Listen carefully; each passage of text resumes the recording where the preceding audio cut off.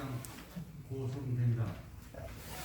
오늘 도시공원 민간 특례 사건의 최근 언론과 관련해서 몇 가지 사실관계를 브리핑하도록 하겠습니다.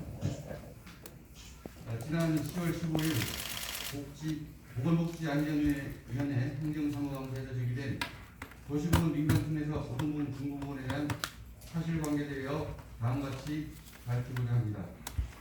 첫째, 비공원 시설이 당초 1630세대에서 1422세대로 축소되었으나 제안서상의 사업비를 지속적으로 사용한 의혹에 대해서는 민간특례 사업은 제안서에 대한 검증 이후 도시공원, 도시계획, 환경 등 각종 심의와 환경영향평가 도의의 동의 절차 등을 이행하는 사업으로 도시공원 및 도시계획위원회 심의와 환경영향평가 심의 과정에서 세대수가 다소 축소된 바가 있습니다.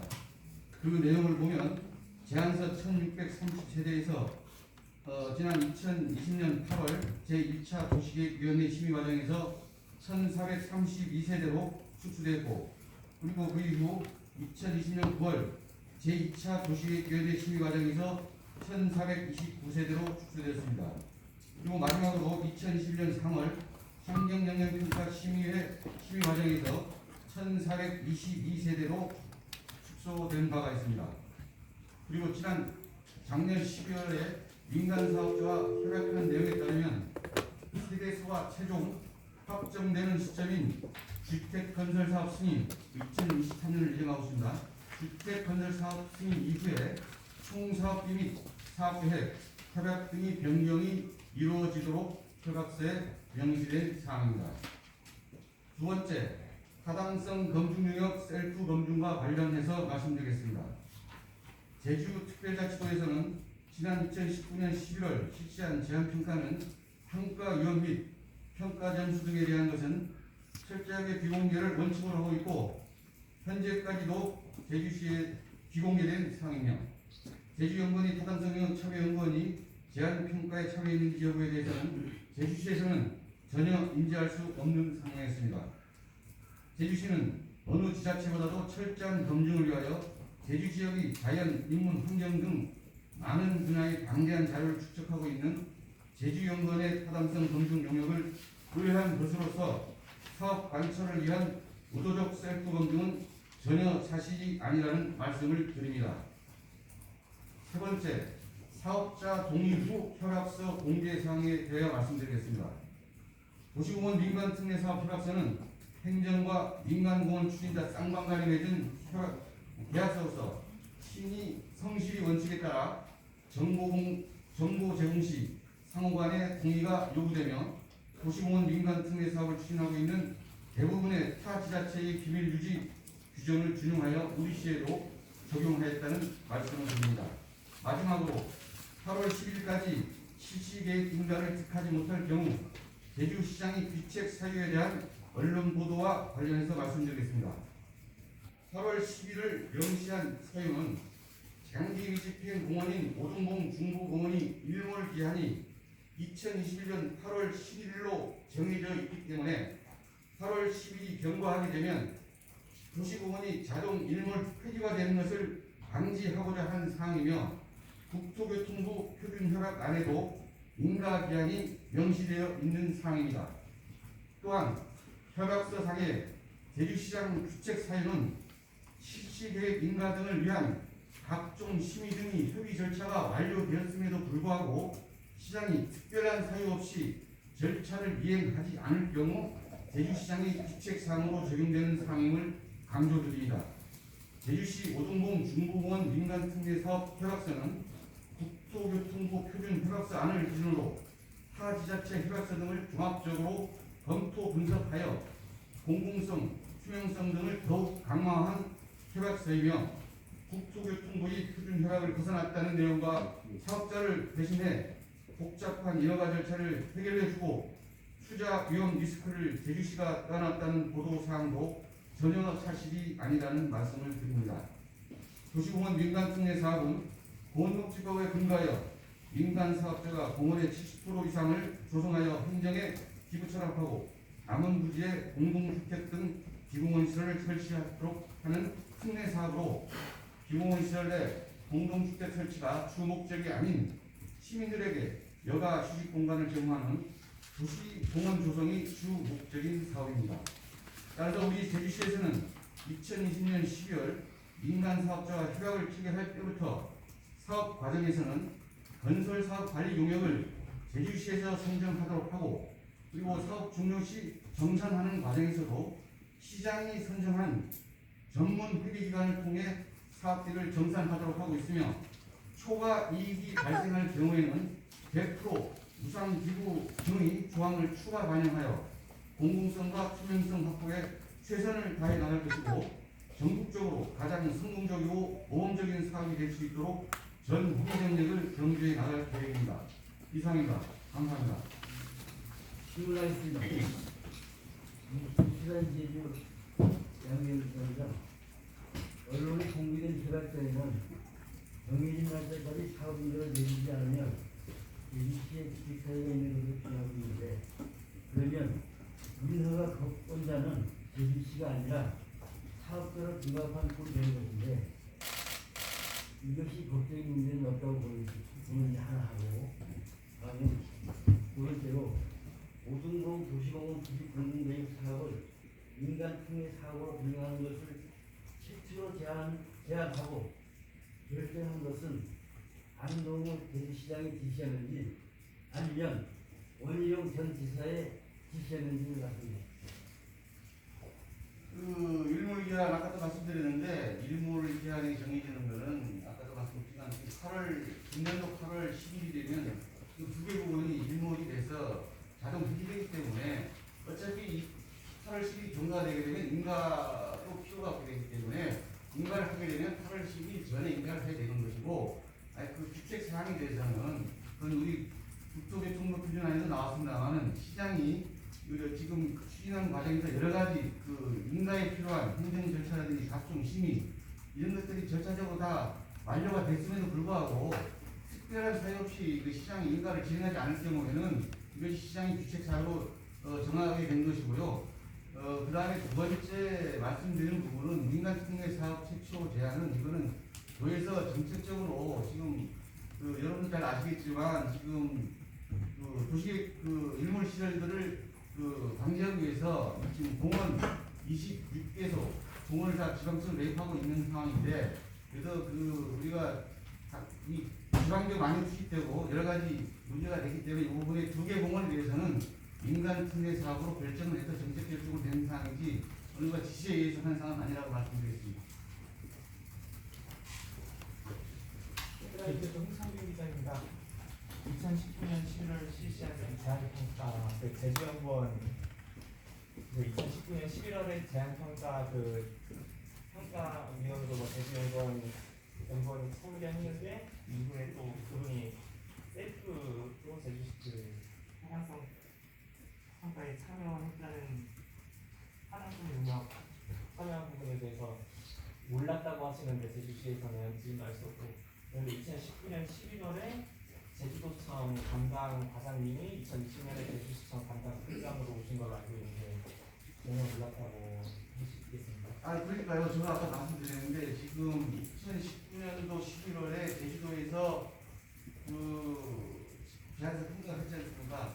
평가위원과 평가 결과를 전혀 공개를 안 하고 비공개하고 있고, 저희들은 2020년 1월에 이제 우선 협상사가 선정이 돼서 제주시로 업무가 이관됐기 때문에 저희들은 제주시에서는 이제 그때부터 대부분 자기 타당성 검증 영역인데, 그러니까 2019년 11월에 도청 담당 주무 과장님이 2020년 1월에 제주시청 담당 국장으로 모셨는데, 그때 당시 전임 국장님 전임 국장님 말씀하시는 겁니까? 그 부분은 제가 알기로는 그때 당시 우선 협정 대상자가 선정이 돼서 나머지 산업업체 등에서 제기한 소송, 행정심판, 소송과 관련해서 다 비공개로 한 걸로 알고 있습니다. 네.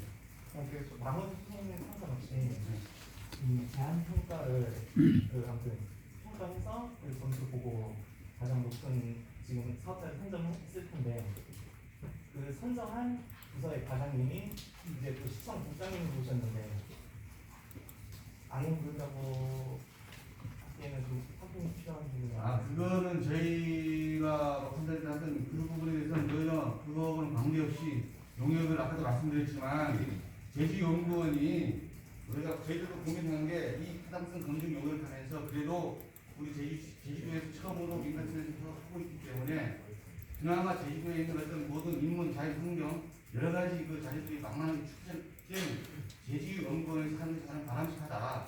이거는 물론에 따라서 제주연구원하고 협약해서 계약을 해서 타당성 검증을 진행했다는 말씀을 드리겠습니다. 그 실시계획 인가하고 기책 사유 부분에 관해서요. 이게 지금 국토교통부 표준 협약안에 나와 있다고 하는데 실시계획 인가 시점은 나와 있다고 여기 표시되어 있는데 혹시 그 기책 사유 부분도 표준안에 나와 있나요? 네, 나와 있습니다. 나와 있고 규칙 사유는 제주시장만 규칙 사유가 있는 게 아니고 민간 사업자도 규칙 사유가 다 있습니다. 거기 우리 있기 때문에 표준 협약서의 내용을 가져 저희들이 또 반복적으로 말씀드리지만 지금 우리가 협약된 내용은 국토교통부의 협약 그리고 타 시도에 있는 협약의 내용들을 저희들이 정보를 입수해서 그보다도 더 강화시켜서 공공성이라든지 투명성을 더 강화시키는 방법을 저희들이 추가를 해서 저희들이 협약했다는 말씀을 드리겠습니다. 그러니까 이번 협약서에만 특별하게 있는 내용이 아니라 그러니까 표준안에도 있고 타 그렇죠. 지자체의 내용도 다 참조했다는 건가요? 예, 예. 그럼 사실상에서도 지자체는 이걸 실제로 따른 그런 의식이 있어요.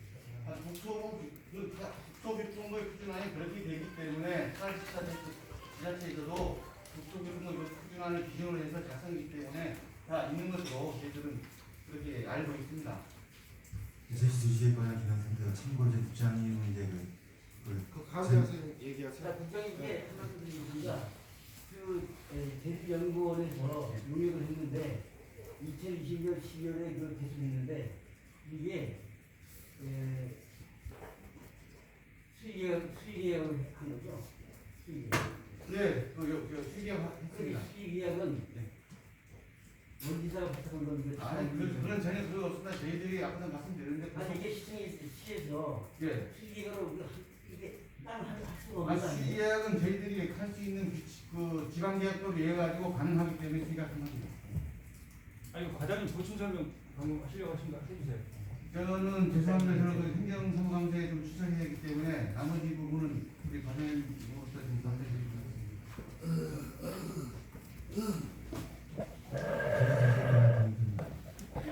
초과이익이 발생할 경우는 아까 하시려고 했던 거. 아까 제가 예. 그 얘기를 하면 국장님이 이제 행감 참여되기 때문에 제가 대신 답변하겠다고 해서 이제 말씀을 이야기예요? 그 마지막에 초과이익이 발생할 경우 무상기록은 조항을 추가 적용하겠다고 이게 나와 있는데 그 초과이익 산정 기준하고 그다음에 이 계약에 반영할 수 있는 시장이 얼마인지 저희들이 그 사업 준공 시점에 맞춰가지고 협약서상에 반영된 내용이 뭐냐면 그 제주시장이 지정한 전문 세계 법인에다가 이제 저희들이 정산하게 되어 있습니다. 그런데 그 부분 준공 후에 저희들이 정산할 계획을 갖고 있습니다. 무상기부 그 초과이익 무상기부 조항 추가할 수 있는 시점이 언제입니까? 저희들이 그 무상기부할 수 있는 부분은 지금 저희 나름대로 좀 여러 가지 방안을 지금 강구하고 있는데 원도심 지역 활성화에 기여할 수 있는 방안 또 그리고 여러 가지로 제주 시민한테 개발 이익이 포함될 수 있는 방안을 강구 중에 있다는 말씀드리겠습니다. 시점에 이런 아직 구체적인 방안은 없다는 말씀이세요? 지금 저희들이 그 최종적으로 저희들이 이 검증 부분은 저희들이 그 사업자가 설계 단계 그리고 이 공사 단계 그리고 준공 단계까지 이제 검증을 특히 할 거고 저희들 그 시점에 대해서는 아마 이제 공사 시행 단계쯤 되면은 어느 정도 구체적인 안이 나올 걸로 예상하고 있습니다. 그 추가 수익 관련해 가지고 추가 수익 그 기준이 어떻게 되겠습니까? 저희들이 그 당초 2019년 11월에 그 민간 사업자가 제한된 수익률이 있습니다. 오등보인 동의 적정 수익률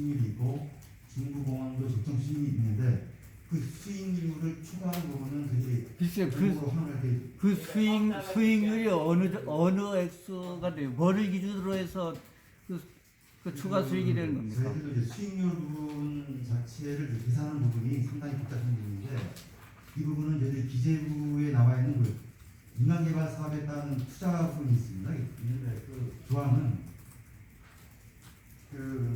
이 기재부에서 이제 KDI에서 갖고 있는 그 민간 투자 사업 기본 계획상에 수익률 및 사용료의 결정이라고 해서 그 계산하는 방식이 있습니다. 그 방식에 의해서 수익률이 결정이 되는 사항입니다.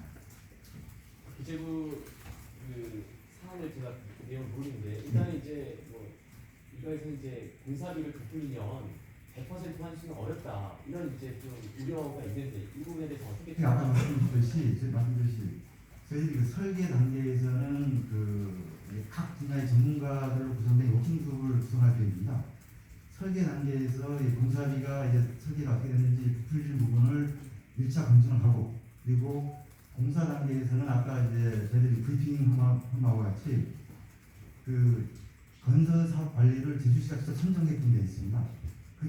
그 감리를 통해서 건설 사업 관리를 통해서 공사비를 검증하고 준공 단계에서도 저희들이 그 공인 회계사 쪽으로 정산을 하지만 이 사업자가 편법 정산할 수준이 우려하기 때문에 편법으로 정산할 부분들 방지할 시스템을 저희들이 구축하고 있다는 말씀을 드리겠습니다.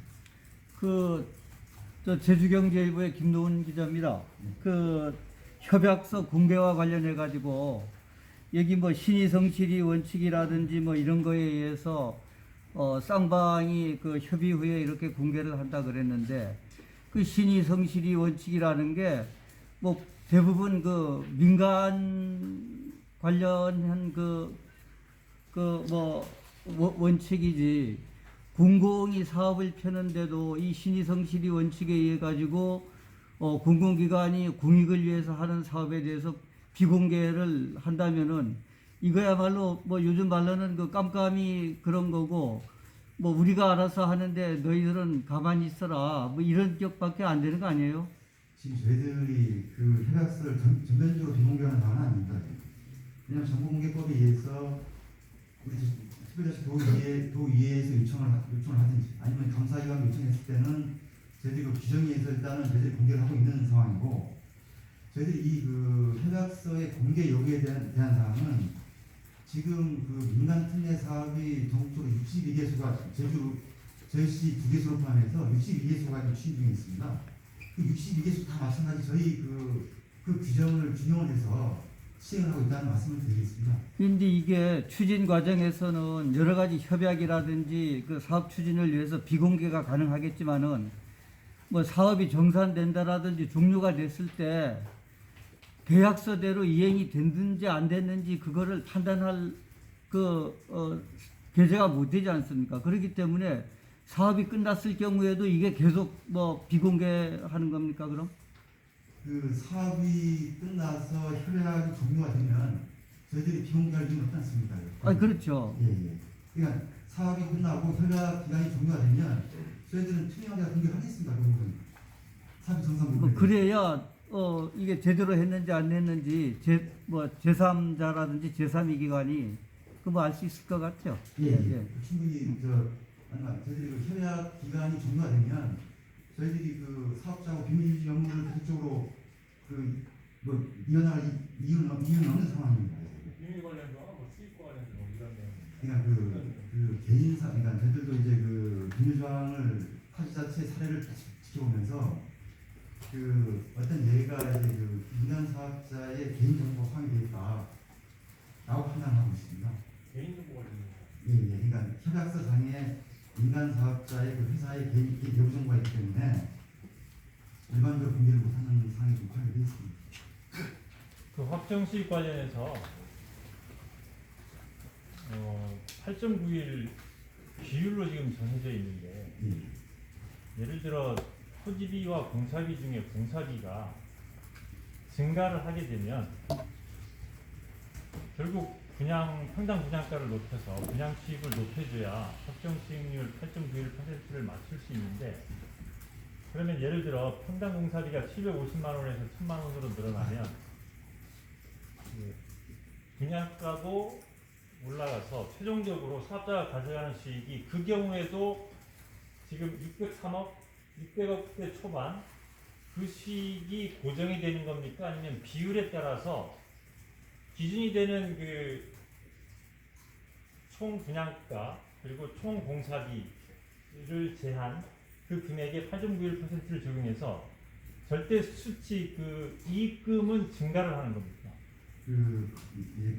강조해서 말씀드리면 수익률로 고정되어 있습니다. 금액이 고정되어 있는 게 아니고 그 오동봉이나 중국에서 제한된 그 수익률을 고정시켜서 그 수익률을 초과되면은 환원하는 계획을 갖고 있습니다. 하나 걱정되는 건 뭐냐면 수익률이 고정이 되어 있기 때문에 금액은 앞에 기준이 되는 모수가 증가하면 예를 들어 1,000억 원의 8.91과 2,000억 원의 8.91은 비율은 똑같지만 절대적인 금액 자체는 증가할 수 있기 때문에 예를 들어 사업자가 토지 보상비도 많이 내치고 공사비도 많이 지출해서 총 비용이 지출하면 이거에 맞춰서 8.91 확정 수익률을 보장하려면 총 분양 수입을 높여줘 가지고 그 8.91%를 맞춰야 되는 상황이 걱정되기 때문에 그런 상황에서는 사업자가 가져가는 수익이 지금보다 더 늘어나는 겁니까? 수익금은? 아니다. 제가 좀 참고로 말씀드리면 저희 그 공원시설 같은 경우는 설계, 시공, 준공 단계에서 검증할 수 있는 여건이 되고 비공원시설 같은 경우는 저희들이 그 개별법에 추진된 사항이기 때문에 저희가 어떻게 검증할 수 있는 그 방안은 없지만 그 저희들이 그 비공원시설도 마찬가지 설계 단계에서 저희 전문가로 구성된 워킹그룹에 일단 설계 그 전체 금액을 한번 검증을 하고 또 하나 방법은 뭐냐면 국토교통부에 있는 기본건축비라고 있습니다. 기본건축비 부분하고 저희들이 그 민간 사업자 제한한 그 아파트 건설 비용하고 그 비교를 검토를 저희가 갖고 있다는 말씀을 드리겠습니다.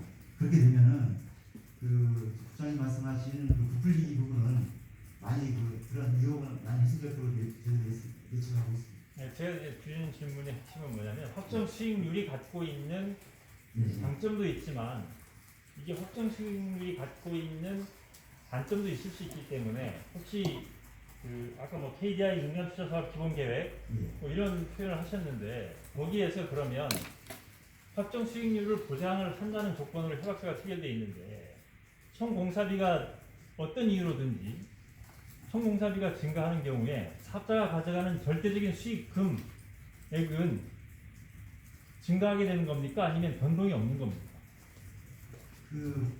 일단은 저희들이 수익률에 따른 추가 수익은 저희들이 환원하는 걸로 계획은 나왔지만 가장 중요한 거는 공사비 문제 아닙니까? 공사비 문제 때문에 저희들이 공사비가 높으면 그만큼 수익이 많이 나올 수 있다는 그런 질문하신 거 아닙니까? 지금 저희들은 그 지속적으로 그런 부분이 없도록 저희 검증 시스템을 계속적으로 구축해 나갈 계획을 하고 있습니다. 저는 이제 사업 설계에 대한 걸 질문을 하는 건데 이 사업의 설계가 확정 수익률 8.91%로 되어 있기 때문에